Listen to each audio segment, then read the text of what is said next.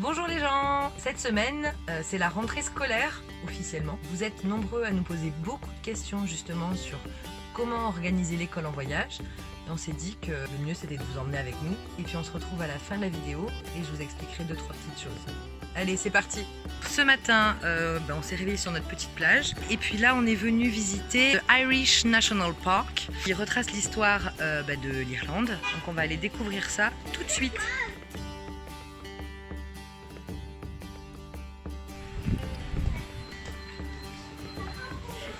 Hello again.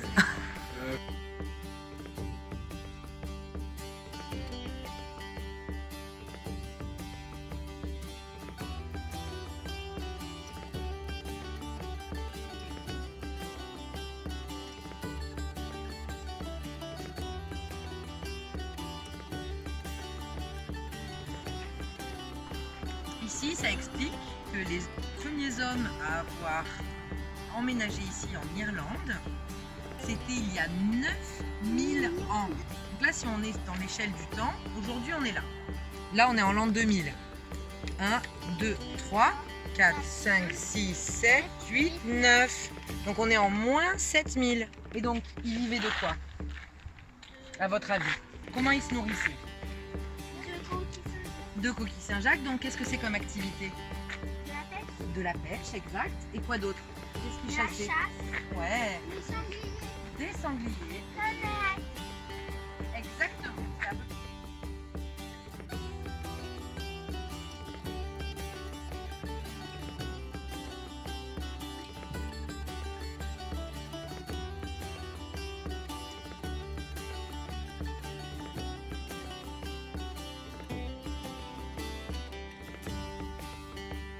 Tu vois, c'est les herbes pour faire le toit. The work of the giants, ça veut dire le travail des géants.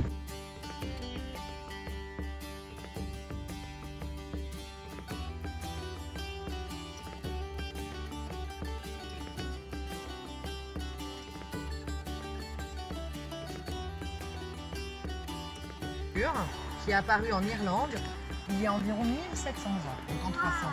C'est l'époque des dinosaures. Non, les dinosaures, c'est là, là-bas, là. Là, c'est les dinosaures. Et là, c'est nous. Où ça? Ça, c'est il y a très très longtemps, c'est le début de l'humanité. C'est les premiers hommes.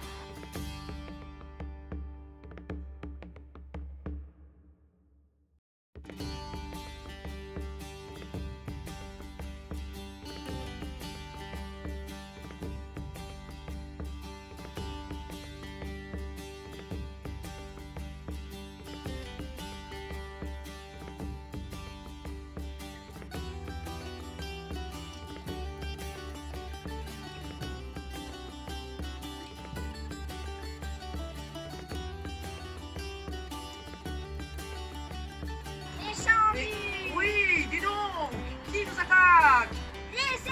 Mettez-vous en arme. Le village est attaqué. Soldats, Le numéro 8. allez au numéro 8.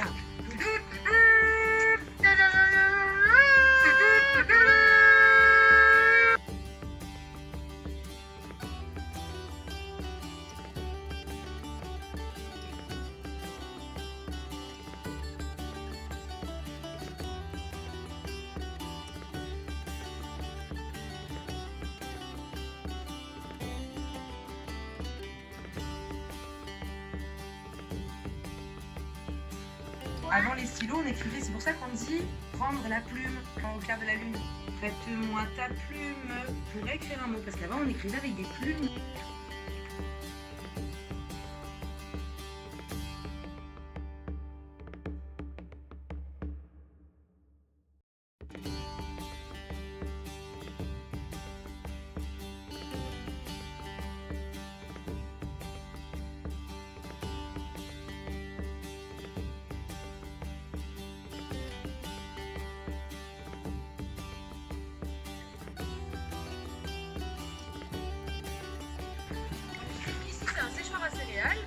Conserver les céréales pour faire du pain et de la terre. Le feu est en dessous et ça chauffe la terre qui est au-dessus là, Et là sont entreposées les céréales qui sèchent. Donc c'est hyper intéressant. Tout à l'heure, on a vu comment on faisait sécher les céréales. Donc une fois que les céréales étaient sèches, on les mettait ici, on les met sur la pierre et en tournant la pierre, je pense qu'en tournant la pierre, ça faisait de la farine. Regarde ici, l'eau de la rivière arrive avec un gros jet d'eau, ça fait tourner les petites pales, en fait ça fait tourner la pierre et comme on met le grain ici, ça fait de la farine, tout simplement. Alors c'est une île artificielle. Là, on est en 800. On a fait 200 ans d'avance depuis tout à l'heure.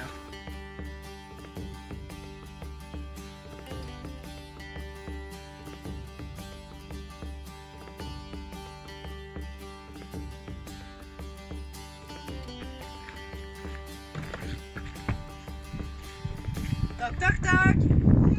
C'est votre mère. Il faut ouvrir maintenant. oui. Bonjour.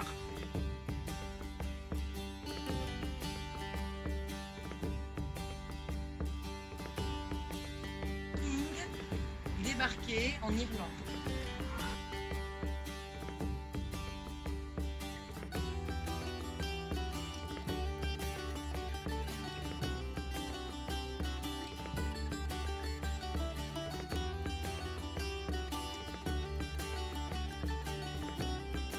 Ragnar, on y va.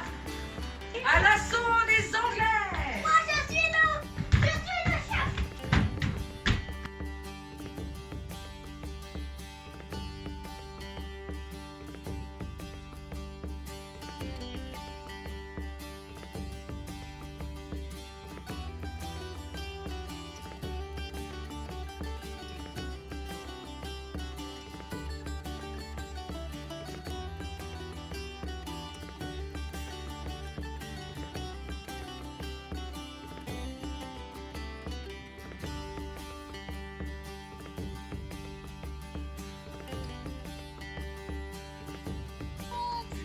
Ah, ça, c'est une grosse porte de fée. En tout cas, il y a leur linge qui sèche là-haut.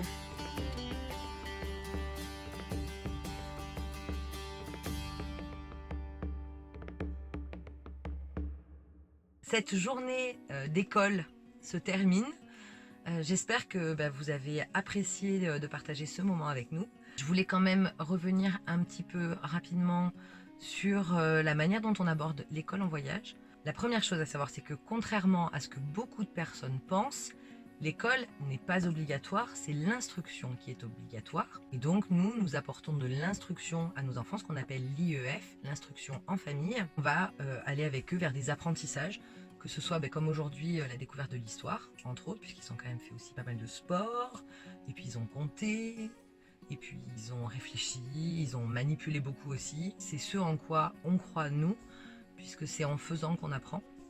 C'est en comprenant qu'on apprend. Nous, on croit vraiment beaucoup à ces apprentissages-là. On voit nos enfants, Daphné et Liam, vraiment évoluer avec ce mode d'apprentissage-là. Ils sont peut-être pas au niveau attendu par l'éducation nationale sur certains points, mais en tout cas, ils sont en capacité de réfléchir par eux-mêmes. Nous, c'est ce qu'on trouve très, très important. On fait des visites culturelles et historiques comme on a fait aujourd'hui. On fait aussi beaucoup de balades dans la nature où on va apprendre des choses et ça fera sûrement l'objet de la prochaine vidéo que je vous partagerai.